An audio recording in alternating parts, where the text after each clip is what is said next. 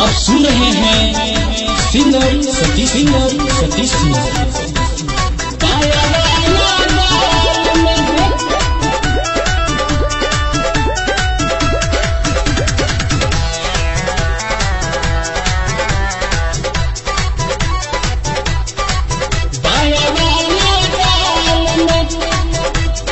happy new year बोलल काजल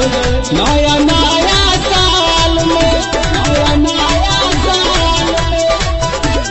happy new year बोलल काजल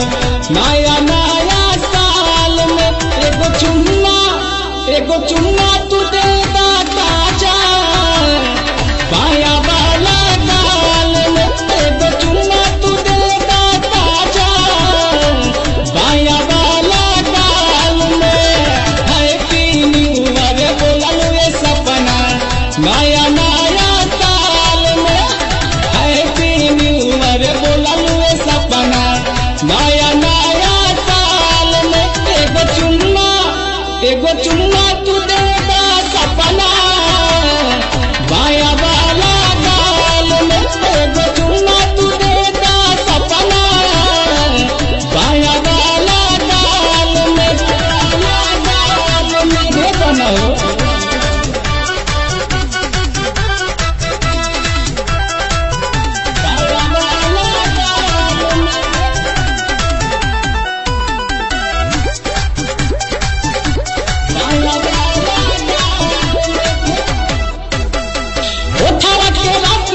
चूस तू दाना भरल जवानिया में डूब तू दाना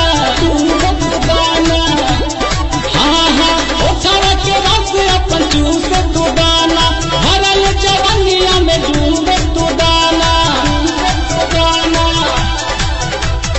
एक बेरिया जवानी कोरा में हो हमर जानू बदला रानी तोहरा में हो हाँ जब से देखले पानी तोहके भइल बुरा हाल के